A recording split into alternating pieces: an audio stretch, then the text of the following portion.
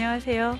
지난 시간에 이어 대한민국 최고의 강연 최강 1교시에서 강연을 맡은 미술평론가 이진숙입니다. 지난 강연은 르네상스와 매너리즘에 관해서 공부를 했는데요. 르네상스의 이상적이고 보편적인 인간이 매너리즘에 왜곡되고 변형된 인간으로 변화하는 과정을 살펴보셨습니다. 르네상스 이후 정립된 재현, 즉 지금 여기에 존재하는 인간을 인간 있는 그대로 묘사하겠다는 생각은 원근법과 고전의 수용, 유화의 사용, 그리고 인간의 다양한 표현 그리기 등으로 구현되었습니다. 우리 지난 시간에 살펴본 것처럼 재현의 기술이 완전해질수록 인간의 불완전함이 드러나는 과정이기도 했는데요. 이번 강연에서는 바로크와 로코코 미술에 관한 이야기를 살펴보겠습니다. 바로크와 로코코 미술은 17, 18세기 서양 미술을 일컫습니다. 이 시기에는 보편적인 그리고 이상적인 인간이란 존재하지 않습니다. 그들은 왕, 귀족, 시민 같은 계급과 신분으로 표상되었습니다. 인간 보편성이 깨어진 곳에서 나, 즉 개인이 비로소 깨어나기 시작했죠. 그래서 오늘 강연 주제는 흥미진진 서양미술사 2부, 바로크와 로코코입니다.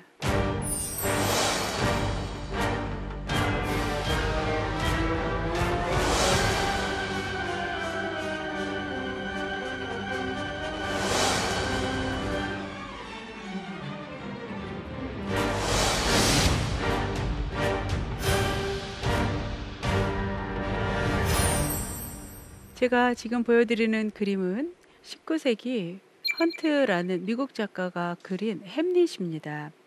햄릿은 잔뜩 고민에 빠져 있습니다. 하늘에는 먹구름이 잔뜩 끼어 있죠. 17세기는 이렇게 확신을 잃어버린 시대, 회의와 성찰의 시대입니다. 이 시대를 관통하는 말은 햄릿의 저 유명한 대사 To be or not to be, that is the question 이라는 말일 것입니다. 1602년에 초연이 되었던 이 연극의 주인공 햄릿 왕자는 비텐베르크에서 이제 유학 중이었어요.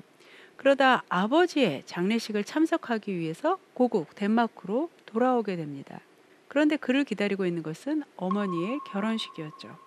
자, 아버지의 장례식인가 혹은 어머니의 결혼식인가. 그리고 어머니는 공교롭게도 숙부와 결혼을 했습니다. 이 여인은 어머니인가 혹은 숙모인가. 그리고 어머니와 결혼한 이 남자는 아버지인가 혹은 숙부인가. 거기다 밤마다 선왕의 유령에 나타나서 자기의 억울한 죽음을 호소합니다. 이것은 진짜 유령인가 아니면 햄릿은 미쳤던 것일까. 결국 햄릿은 검증하기로 하죠. 그리고 나머지 이야기들은 여러분들이 잘 아시는 대로 진행이 됩니다. 제가 말씀드리고 싶은 것은 바로 이 혹은 OR이라는 접속사예요. 선택에 직면한 모든 인간에게 던져지는 말이죠. 17세기에 관통하는 키워드는 바로 이 OR일 것입니다. 자, 우리가 햄릿을 읽으면서 매우 흥미로운 지점을 하나 발견할 수 있는데요. 바로 햄릿이 유학하고 있던 곳이 비텐부르크라는 점입니다. 그곳은 바로 마틴 루터가 종교개혁을 일으킨 곳이었어요.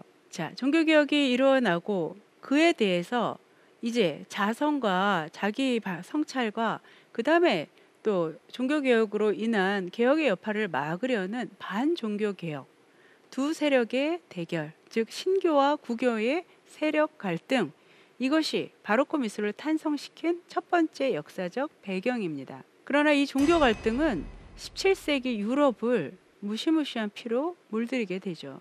1517년 아우구스투스누스 수도의 사제였던 마틴 루터는 비텐베르크 성 교회의 정문에 라틴어로 된 95개조의 의견서를 발표합니다.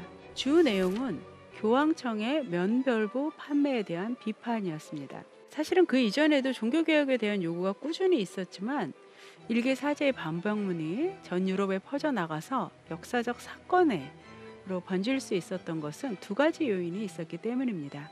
하나는 인쇄술의 등장이고 또 다른 하나는 바로 세속 권력의 강화입니다.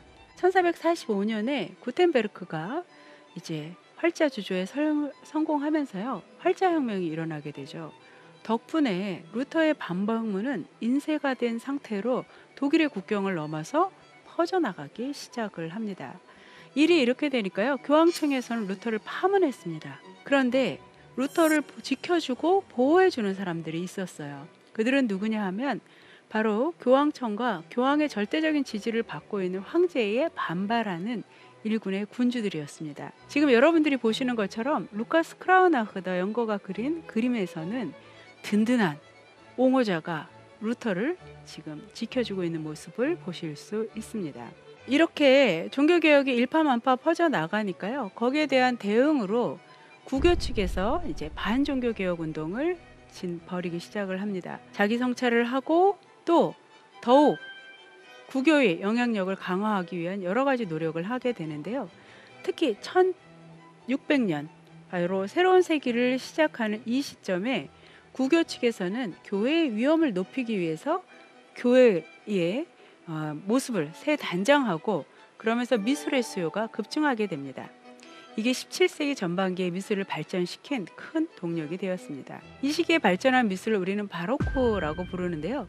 원래 바로크는 기괴한, 그로테스크한, 그리고 일그러진이라는 뜻으로 르네상스 미술이 갖고 있었던 대칭적인 조화, 균제, 비례의 아름다움 등등과는 거리가 먼 미술품을 조롱조롱 일컫는 말이었습니다. 17세기 바로크 예술을 좀 더 들여다보면요, 17세기는 명실상부한 위대한 회화의 시대였습니다. 카라바조, 푸생, 루벤스, 벨라스케스, 렘브란트, 프란스 알스, 페이메르 등 우리가 지금도 사랑하고 세계 유수의 미술관을 가득 채우고 있는 위대한 화가들이 모두 이때 태어난 것 같습니다. 그 중에서도요, 17세기 바로코 회화의 포문을 열었고 지속적인 영향을 끼친 화가가 바로 까라바조입니다. 28살에 이미 로마에서 가장 그림값이 비쌌던 재능 있는 화가이자 살인자였던 까라바조. 그의 모든 그림은 스캔들이었습니다. 여러분들이 보시는 이 그림은 바로 까라바조의 의심하는 도마라는 작품입니다. 예수가 부활해서 제자를 찾아가지만 제자들이 믿지 못하죠. 제자 중에 도마라는 자, 토마스라는 사람이죠. 자가 예수님을 확인하기 위해서 십자가에서 내릴 때 생겼던 상처, 오른편 옆구리에 있는 상처를 보여달라고 합니다. 예수님이 그 상처를 보여주시죠. 그런데 까라바조의 그림은 너무도 충격적입니다. 도마는 상처를 보는 정도가 아니라 그 상처가 가짜인지 아닌지 확인하기 위해서 손가락을 쑥 집어넣고 있습니다. 예수님도 예상치 못한 행동에 살짝 아픈 듯한 표정을 짓고 있어요. 이 대목에서 원래 예수님은 의심하는 도마를 보고 보지 않고 믿는 자는 행복이니라 라고 말을 합니다. 그러나 이 시대는 의혹의 시대, 햄릿의 시대입니다. 같은 신을 믿지만 그 방법을 선택해야 되는 시대였습니다. 신교냐 구교냐, 또 과학이 발전하고 있던 시대였습니다. 이 과학의 발전도 또한 의혹을 증대시키는데 일조했습니다.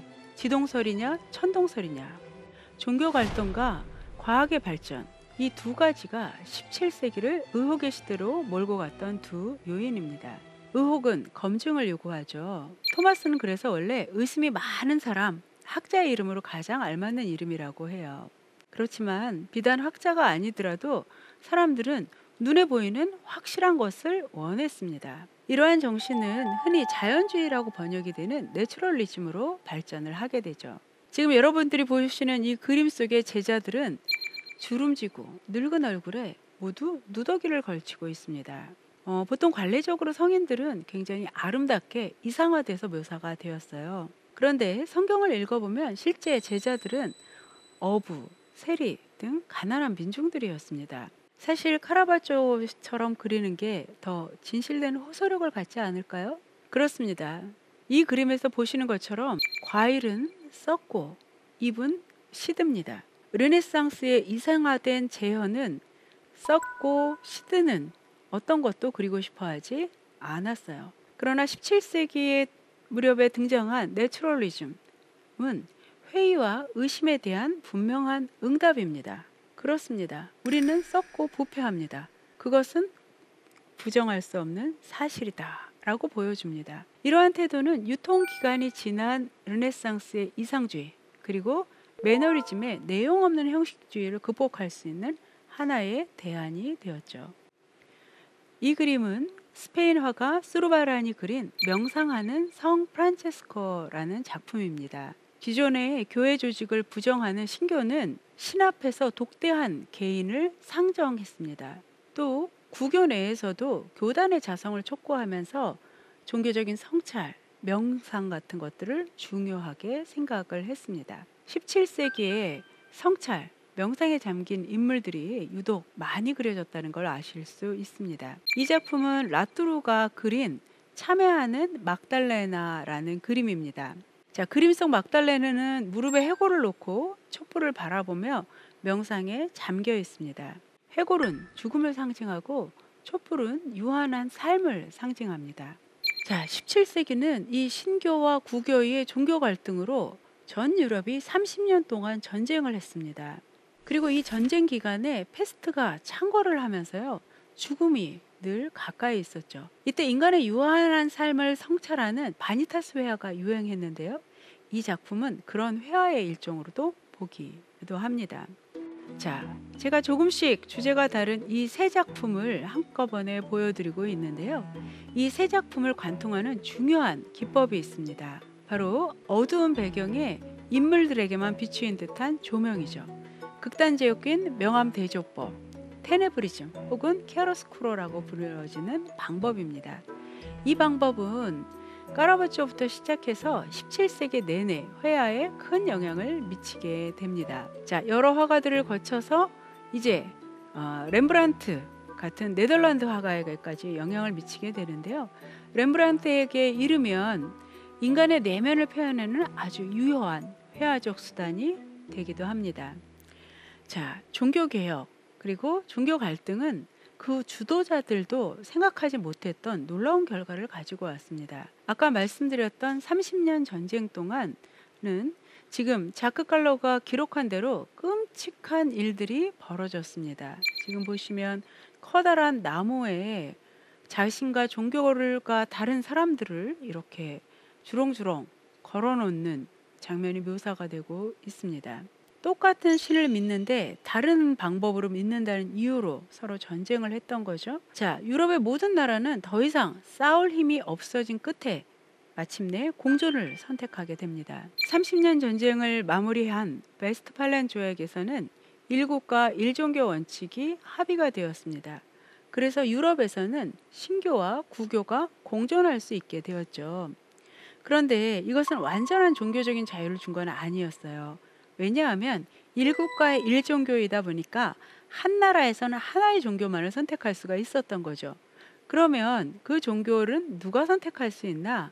바로 그 나라 왕이 선택할 수 있었습니다. 그래서 왕이 선택한 종교와 다른 종교를 가진 사람들은 박해를 받았고, 그래서 이때 모두 이제 천천히 신대륙으로 떠나는 그런 현상들이 벌어지죠. 결국 구교와 신교의 종교 갈등의 최종 승자들은 군주들입니다. 종교의 선택권을 가진 왕들은 이제 왕권 신수설을 주장하면서 절대 왕정의 체제를 구축해 나갑니다.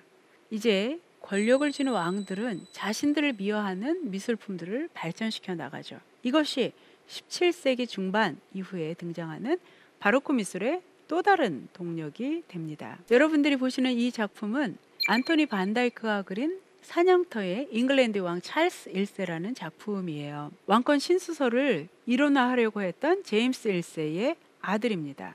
그는 지금 왕홀, 왕관, 검 같은 왕을 상징하는 물건을 하나도 가지고 등장하지 않고 있습니다. 그럼에도 불구하고 그는 왕 같아요. 자, 타고난 군주로 묘사하는 것, 이게 사실은 상징물을 들고 묘사하는 것보다 훨씬 높은 단계가 아닐까요? 그림 속에는 3명의 인물이 등장을 하고 있습니다. 그런데 관람객을 마주치는 사람은 오직 찰스 1세뿐이에요. 그는 우리를 아래로 내려다보고 우리는 그를 올려다볼 수밖에 없습니다. 또 왕은 매우 품위 있는 태도를 취하고 있는데요. 그 태도는 말을 진정시키려고 당황하고 있는 듯한 조련사의 태도와 매우 대조가 되고 있죠. 그리고 그림 속에 보기 드물게 아름다운 말이 등장을 합니다. 심지어 이 말은 금발이에요. 자, 이 아름다운 말은 왕에게 알아서 고개를 조아리고 있죠. 동물들이 이렇게 고개를 조아린다는 것은 그만큼 그의 통치력이 뛰어나다라는 이야기입니다. 그림 속에는 불필요한 인물이 등장하지 않는 법이에요. 뒤에 있는 소녀는 왕의 외투를 들려고만 이곳에 등장한 것은 아닙니다. 소녀는 먼 곳에 시선을 돌리고 바라보고 있습니다. 그 시선이 끝나는 곳은 어딜까요? 예측하기 어렵죠? 이것은 찰스 1세의 영토가 그만큼 넓다라는 이야기입니다. 찰스 1세는요, 반다이크를 궁중으로 데려옵니다. 젊은 반다이크를 설득해서 데려와서 궁정학으로 임명하고 자기와 가족들을 그리게 합니다. 또 렘브란트의 자화상을 사고 싶어서 사신을 네덜란드에 보내기도 했죠. 미술을 굉장히 좋아했던 사람이고 또 안목도 뛰어났던 사람인 것 같아요. 그리고 정말 찰스 1세는 미술 이미지가 갖는 어마어마한 위력을 알고 있는 것 같습니다. 인생은 짧고 예술은 길죠? 그는 죽더라도 그를 그린 영원한 예술품들은 오래오래 살아남아서 우리에게 그가 어떤 사람이었는지 이야기해 줄 것 같습니다. 그런데 사실 전하는 기록에 의하면 찰스 1세는 얼굴이 창백하고 매우 왜소한 체격을 가진 사람이었다고 해요. 성격도 매우 소심했고요.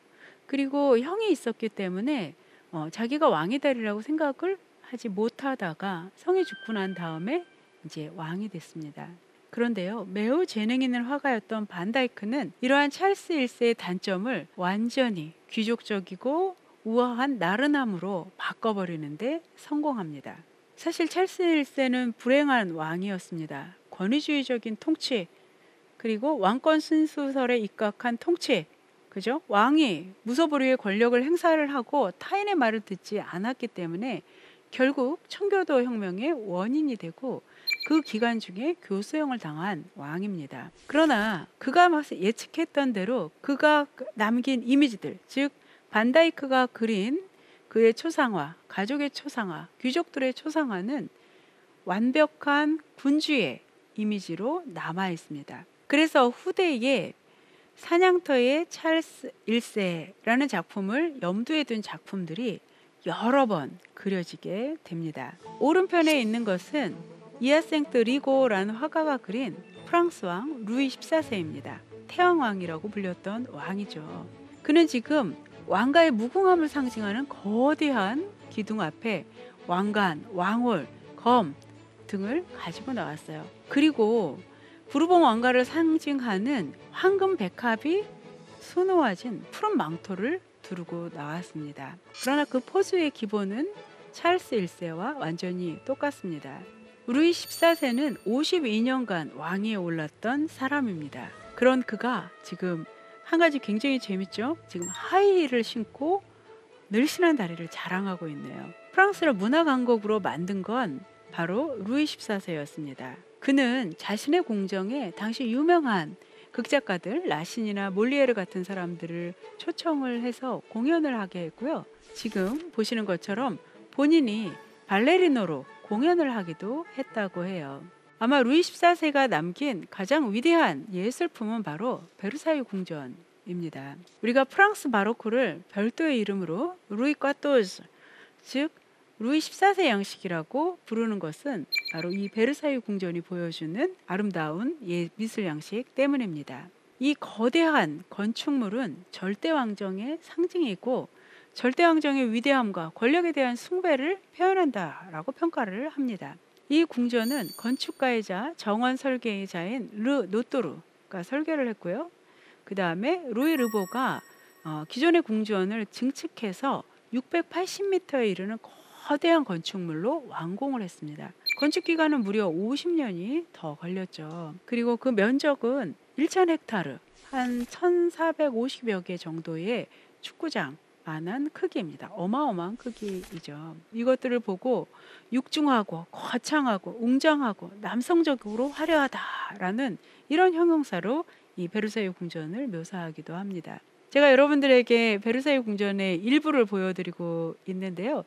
사실 우리나라 사람에게는 그렇게 편한 정원이 아니에요. 왜냐하면 우리나라 사람들은 소세원 같은 자연주의 정원, 그러니까 자연의 일부를 그대로 끌어들여 온 것 같은 그런 정원에 익숙한 터라 지금 보시는 것처럼 잔디는 아라베스크 모양으로 자라고 있고 어떤 나무는 꽃갈콘 모양으로 자라고 또 어떤 나무는 솜사탕 모양으로 자라고 있는 모습입니다. 지금 화면엔 나오지 않지만요. 또 어떤 나무는 마치 정육면체 모양으로 자라고 있어요. 매우 인공적인 모습입니다. 그래서 생시몬 공작이라는 사람은 이 베르사유 궁전의 정원의 의도를 이렇게 설명합니다. 베르사유는 조신들을 침묵하게 만들기 위한 정치적 게임이다.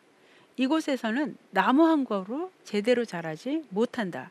즉 모든 것은 세상 만물은 왕의 뜻을 따라야 된다는 이야기죠.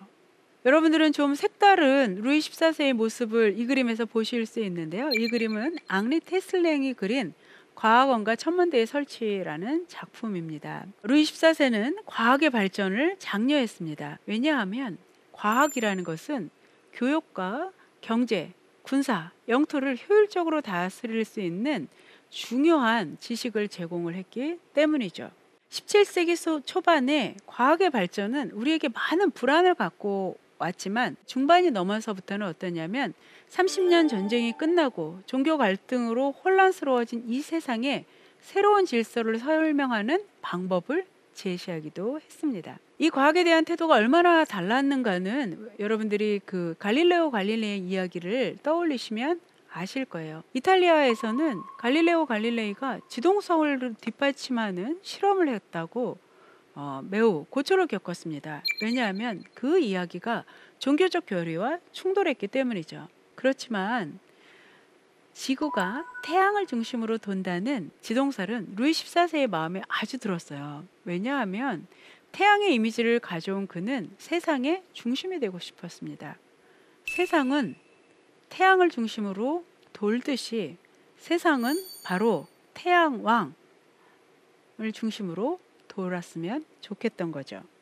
루이 14세는 이렇게 커다란 궁을 짓고 과학을 발전시키고 그리고 여러 전쟁에 개입을 했고 그리고 또 패션과 궁정 예법을 주도했습니다. 그래서 유럽의 다른 왕들도 루이 14세의 궁전을 모범으로 삼고 따라하고 싶었죠. 그러나 하늘에는 태양만 있는 것이 아니죠. 무수히 많은 별들이 있습니다. 별들은 태양이 진 후에 밤에 우리의 눈에 들어오게 되죠. 17세기는 바로 태양이 진 뒤에나 보이는 작은 별들, 근대적인 개인들, 바로 내가 탄생하는 시대이기도 합니다. 그 모습을 우리는 17세기의 황금기를 맞이한 강소국 네덜란드에서 볼 수 있습니다.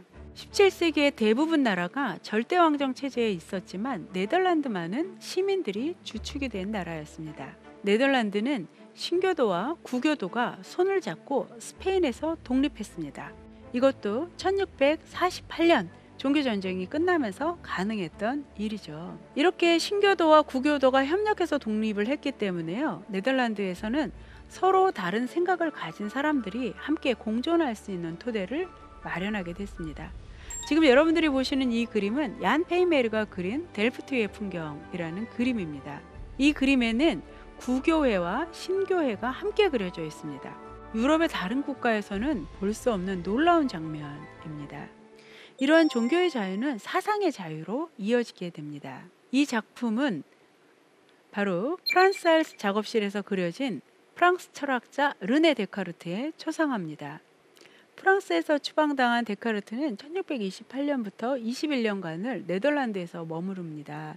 그리고 이곳에서 근대 철학의 중요한 저서들, 방법 서설 같은 저서들을 모두 쓰게 되죠. 데카르트는 이 암스테르담을 굉장히 칭찬을 했습니다. 암스테르담은 모든 가능성의 집합소라고 말이죠. 즉 모든 가능성, 이곳은 부유하고 또 사상의 자유도 있다는 뜻이었습니다. 암스테르담을 이렇게 모든 가능성의 집합소로 만든 사람들을 여러분들께 보여드리겠습니다. 이 작품은 프란스 할스와 피테르 코데라는 화가가 두 명이 그린 일명 날씬한 부대라는 작품입니다. 여기에는 16명의 인물들이 등장을 하는데요.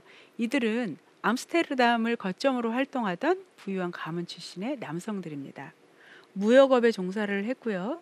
그 다음에 1648년에 네덜란드가 독립할 때까지 독립운동에 기여했던 민병대들입니다. 경제적인 부와 조국의 독립이라는 뜻을 함께하는 자부심 넘치는 사람들의 모습이 그려져 있습니다. 이 그림은 굉장히 재밌는 이야기가 있어요. 이 그림은 두 명의 화가가 나눠 그렸는데요.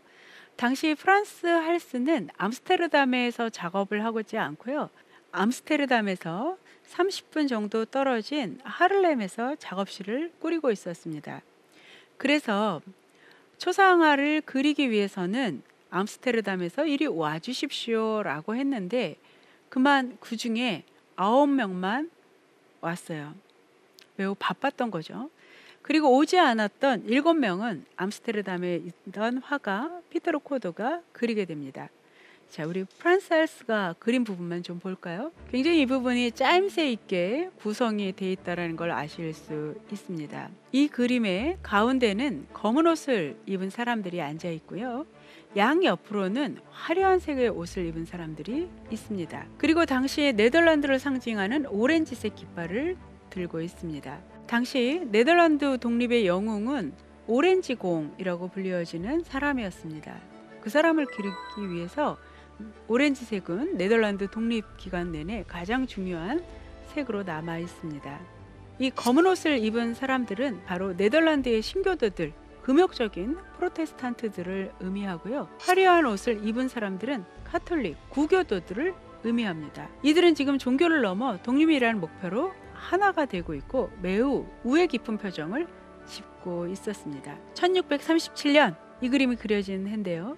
신교도와 구교도가 이렇게 공존할 수 있는 곳은 네덜란드밖에 없었습니다. 그리고 재밌는 건 또 이 작품의 제목이에요. 날씬한 부대라고 불려지는데요. 보통 이런 민병대들은 대장과 부대장의 이름을 따서 그 이름을 붙이죠. 그런데 날씬한 부대라는 별명이 붙어 있는 이유는 뭐냐면 1758년에 얀반 디익이라는 사람이 암스테르담 시청에 있는 그림을 정리를 합니다. 그러다가 이 그림을 보고 등장인물들이 너무 날씬해 보여서 그냥 날씬한 부대라고 부르기 시작했다라고 전해집니다.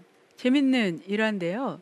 이 일화가 보여주는 내용 중에 하나는 뭐냐면 그만큼 시청 창고에 이런 류의 민병대 집단 초상화가 많았다라는 이야기입니다. 여러분들이 잘 아시는 렘브란트의 야경꾼이라는 그림도 바로 이런 류의 집단 초상화입니다.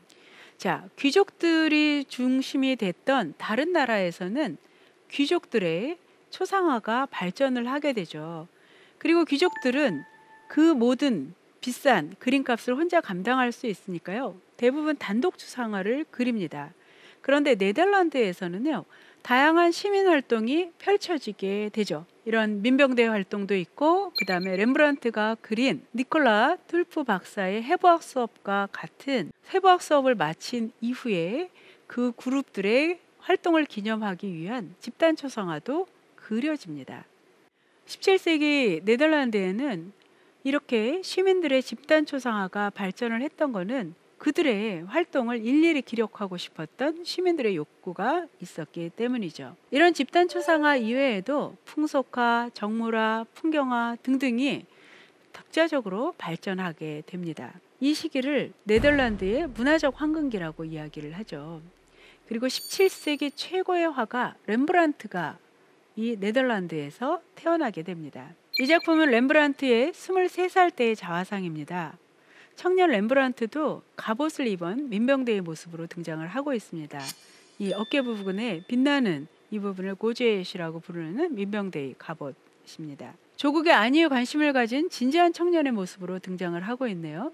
이것은 34살에 그린 렘브란트의 자화상입니다. 이 모습은 르네상스 시대의 가장 우아한 남성 초상화라고 평가를 받는 티치아노가 그린 시인 루드비코 아리오스토의 초상화입니다. 그 모습을 차용해서 그린 게 렘브란트의 자화상이에요. 렘브란트는 자신을 교양 있는 멋진 신사로 표현하고 있습니다. 불과 5년 전만 하더라도 그림 속의 렘브란트는 자신을 술집에서 방탕한 생활을 하는 탕화로 그렸습니다. 이 작품은 주막집의 탕아라는 제목으로 그린 일종의 자화상입니다. 탕아를 자신의 얼굴로 그렸고요. 탕아의 무릎 위에 앉아 있는 여인은 바로 렘브란트의 부인 사스키아입니다. 사실 이 시대는 자화상이라는 말도 없던 시대예요. 그 시대에 렘브란트는 여러 자화상을 그려 나갑니다. 특히 1656년에 파산한 후에 그려진 자화상은 놀랍습니다. 렘브란트는 자신을 왕으로 그렸어요. 그러나 잔뜩 긴장한 얼굴로 권력과 돈 등 모든 세속적인 것이 참으로 더럽다라는 것을 깨닫고 있는 듯한 모습입니다. 무언가 초조한 느낌도 들고요. 렘브란트의 말년은 아주 슬펐습니다. 사스키아가 일찍 떠나고 그 뒤에 렘브란트를 돌봐주던 핸드리케도 너무 덧없이 떠나고 생애 마지막 전해에는 하나밖에 없는 혈육인 아들 티투스마저 떠나게 됩니다. 이런 힘든 시간 속에서 렘브란트는 자신의 그림을 그려 나가죠. 이 작품은 1662년에 그린 자화상입니다. 이 그림은 자신을 모든 세속적인 것을 초월한 예술의 거장으로 그렸어요. 뒤에 원이 보이시죠? 이 둥근 원은 르네상스의 완벽한 예술을 상징하는 겁니다. 그러나 불과 다음 해에는 자신을 바로 제욱시스라는 화가로 그렸습니다. 우리 제욱시스 이야기는 일부 르네상스 도입부에서 이야기한 바가 있습니다. 포도나무를 너무 잘 그려서 새가 날아와서 먹으려고 했다라고 말씀을 드렸는데요. 제욱시스가 포도나무만 잘 그린 게 아니라 사람도 잘 그렸죠. 그래서 어떤 때는 굉장히 아름다운 여성도 그렸고요. 이제 세상에 가장 아름다운 여성을 한번 그렸으니까 이번에는 가장 추한 사람을 그려보자 라고 해서 본인이 추한 사람을 그렸어요. 그려놓으니까 그 추한 모습이 너무나 웃겨서요. 웃다가 죽었다라는 일화가 전해집니다. 제욱시스는 정말 자기 스스로 감동할 정도로 재현을 잘했던 화가였던 것 같아요. 그런데 그냥 제욱시스를 위대한 화가로만 말하기에는 뭔가 애매한 부분이 있어요. 왜냐하면 너무 아름답지 않은 그림을 그린 사람이었기 때문에요. 자, 렘브란트는 어떤 화가일까요? 전에 그렸던 것처럼 세속적인 것을 초월한 위대한 화가였을까요? 아니면 타인의 비난을 받고 조롱을 받는 그런 화가였을까요? 사실 렘브란트가 파산한 이유는 바로 그가 주문자의 취향을 따르지 않고 자기가 그리고 싶은 대로 마음대로 그렸기 때문에 주문이 점점 줄었기 때문이라고 알려져 있습니다. 아주 드물게 렘브란트의 진가를 알아보는 사람도 물론 있었습니다. 아까 말씀드린 것처럼 렘브란트의 자화상을 갖고 싶었던 찰스 1세는 사신을 보냈다가 박대를 받기도 합니다. 이때 사신과 잘해서 왕의 화가가 되었다면 렘브란트는 또 세속적인 성공을 다시 얻을 수 있었을 텐데요. 생애 마지막 해에 렘브란트는 자신을 그저 가련한 노인으로 그렸습니다. 추운 겨울을 버티기 위해 장갑을 끼고 있고 나이트캡을 쓰고 있습니다. 참 할 말이 많은 듯하지만 입을 꾹 다물고 있습니다. 렘브란트의 삶은 그렇게 기쁨과 슬픔 속에서 흘러가고 있습니다. 그는 누구였을까요? 왕이었을까요? 최고의 화가였나요? 아니면 조롱받아 마땅한 칠쟁이였을까요? 아니면 아무것도 손에 쥔 것이 없는 그저 늙은 노인이었을까요? 5R이라는 접속사는 나에 관한 질문과도 연관이 됩니다. 지금 구교냐 신교냐 지동설이냐 천동설이냐 무언가를 선택해야 되는 상황, 불안과 의혹이 가중된 상황입니다. 이것이 바로 개인이 등장하는 필수적인 통과 의례가 되죠. 종교 전쟁을 피해서 성에서 치과에 갔고 글을 썼던 몽테뉴도 수상록에서 이렇게 씁니다. 모든 모순들이 내 안에서 발견될 수 있다. 나에 대해서 확실하게 말할 수 있는 것은 아무것도 없다 라고 말이죠. 르네상스의 보편적이고 이상적인 인간은 이렇게 불안과 의혹에 휩싸인 개인이 되었습니다.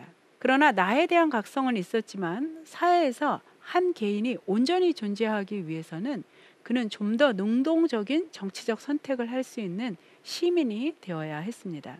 그것은 19세기의 일이고요. 네덜란드를 제외한 17세기 중반 이후 18세기까지 세계사와 미술사의 주인공은 여전히 왕과 그들을 둘러싼 귀족들처럼 보입니다. 18세기는 귀족들의 황금 시대입니다. 문화는 이제 바로코에서 로코코로 넘어가죠. 많은 나라가 프랑스를 따라했죠. 여러분들이 보시는 이 그림은 미남왕 소리를 듣는 프랑스의 루이 15세입니다. 루이 15세는 루이 14세의 증손자였어요. 5살 때 왕위에 오르게 됩니다. 그래서 결국 섭정이 이제 행해지게 되는데요. 이때 섭정을 했던 오를레앙 공, 루이 14세의 동생 쪽 가문의 후손인 오를레앙 공은 왕의 거처를 베르사유에서 다시 파리로 옮겨오게 됩니다. 그리고 이 섭정 시대의 꽃핀 문화가 로코코입니다. 그래서 로코코는 레장스 양식, 즉 섭정 양식으로도 불리워지죠. 로코코는 바로 절대 왕정이 물러산 뒤에 등장한 전형적인 귀족들의 사교계 미술입니다. 우리가 베르사유는 루이 14세 양식, 루이 까토즈 양식이라고 불렀죠. 그런데 이 궁전은 굉장히 오랫동안 공사를 했습니다. 그러다 보니까 취향이 중간에 바뀌어서요. 몇몇 인테리어는 로코코 취향이 묻어 있습니다. 그 대표적인 게 지금 보시는 이 거울의 방입니다. 화려한 장식이 돋보이는 거울의 방 인테리어는 아주 로코코적이죠. 이 시기에 이르면 유리공예 기술이 이런 대형 유리를 만들 수 있을 정도로 발전했다고 해요. 마주보고 있는 두 거울은 서로를 반사하면서 매우 혼란스러운 공간을 만들어냅니다. 이 공간은 결코 하나의 태양에 의해서 일사불란하게 움직이는 공간이 아니에요. 거짓과 속임수가 난무하고 그런 트릭을 유희로 받아들이는 로코코적인 공간입니다. 로코코는 로카이유라는 말에서 유래를 했는데요. 원래 로카이유라는 것은 16세기부터 등장한 장식 미술을 이야기를 합니다. 분수라든가 인조동갈 혹은 벽감 같은 이런 건축 장식에 조개나 산호, 그다음에 뭐 색색의 자갈 같은 것으로 아기자기하게 예쁘게 장식하는 그런 취향을 일컫는 말에서 유래하진 거죠. 자, 로코코는 그래서 인위적이고 우아하고 여성스럽고 다소간 경박하고 장난스럽다라고 이야기를 합니다. 이 로코코는 전 유럽으로 퍼져나간 화려한 귀족 문화입니다.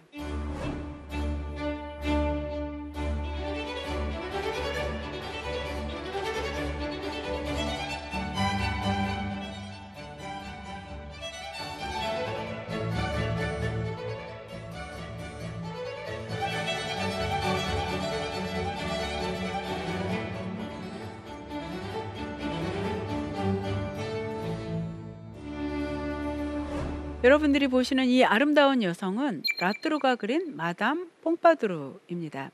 이 그림 속에는 로코코 취향이 한껏 발휘됩니다. 거울과 책상, 의자 등 섬세한 로코코 장식이 돋보이죠. 입고 있는 드레스의 문양과 색 역시 말할 수 없이 아름답습니다. 뽕파두르 부인은 중년을 넘어선 나이인데요. 도자기 인형처럼 아름답죠. 그녀는 아름답고 패션을 주도할 뿐만 아니라 살롱 문화를 이끌었습니다. 무릇 귀족은 문화와 예술의 교양을 가지고 있어야 했죠. 그녀의 손에는 악보가 들려져 있고 뒤에 있는 두꺼운 책이 꽂혀 있는데요. 바로 프랑스 계몽주의 철학을 집대성한 백과전서파의 일부입니다. 백과전서는 디드로, 달랑베르, 볼테르, 몽테스케, 루소 등 계몽주의 철학자들이 1772년에 완성한 책입니다. 이 책에서 전제정치, 종교, 중세적 편견에 대해서 날카로운 비판을 행했죠. 자, 마담 뽕파두르의 살롱 이외에도 그녀의 살롱을 모방하는 여러 살롱에서는 바로 디드로와 같은 많은 문화인들이 모여들었습니다. 프랑스 대혁명의 근본이 되었던 계몽주의 철학자들은 바로 이런 부패한 왕정의 한복판에서 자라고 있었습니다. 지금 여러분들이 보시는 이 그림은 철학자 디드로입니다. 그는 후에 귀족들의 태폐적인 문화였던 로코코화를 비판하고 신고전주의를 옹호합니다. 그러나 그건 나중의 일이고요. 지금은 당대의 가장 영향력 있는 학자인 그 모습은 당대의 가장 트렌디한 화풍인 로코코풍으로 그려졌습니다. 화려한 귀족 문화라고 일컬어지는 로코코 문화는 그 내부에서 새로운 세력들이 이렇게 자라나고 있었습니다. 실제로 로코코 문화의 한 축을 담당했던 귀족 일부가 누구였는지를 보여주는 작품이 있습니다. 이것은 앙떠행 와또가 그린 게르샹의 간판이라는 작품입니다. 3m가 넘는 큰 그림인데요.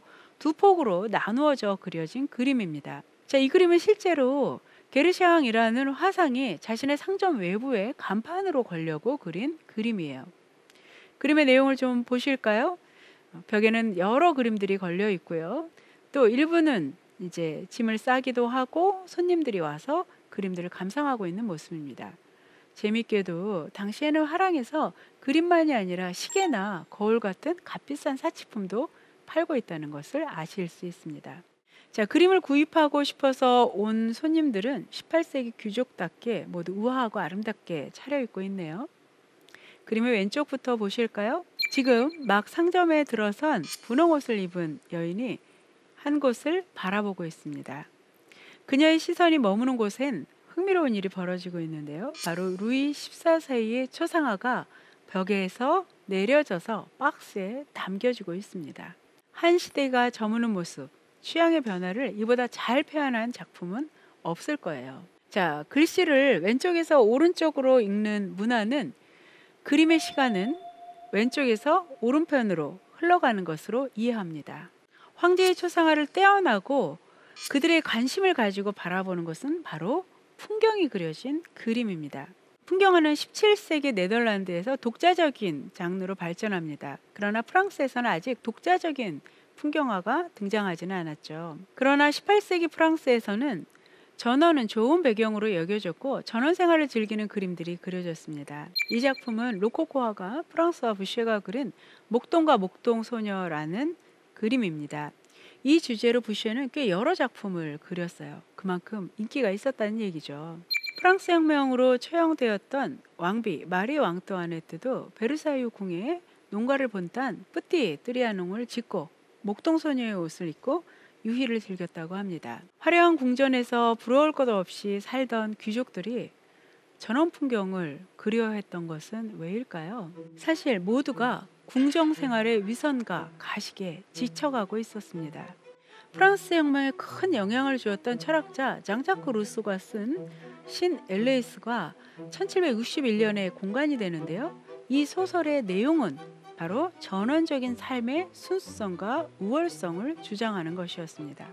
그는 주장했습니다. 자연으로 돌아가라. 자연 상태에서는 신분의 구속이 없었습니다. 그리고 자연과 함께 살아가는 이 순수한 전원의 삶의 매력은 궁정의 쾌락적인 사랑과 대비되는 것으로 여겨졌죠. 여러분들이 보시는 이 작품은 드 트로이라는 작가가 그린 굴정찬이라는 그림입니다. 베르사유 궁의 식당에 장식하기 위해서 루이 15세가 주문한 작품이죠. 지금 신사들이 궁전의 식당에 모여서 흥겹게 식사를 하고 있습니다. 그 메뉴는 그 당시에 귀하디 귀하다는 굴입니다. 좋은 포도주를 마시고 즐거운 시간을 갖는 것처럼 보입니다. 이들이 이런 식사를 하는 데는 원하는 것이 있기 때문입니다. 화면 중앙에 보시면은요, 한 신사와 하인이 천정을 바라보고 있습니다. 거기에는 바로 사랑의 여신 비너스와 큐피드가 그려져 있습니다.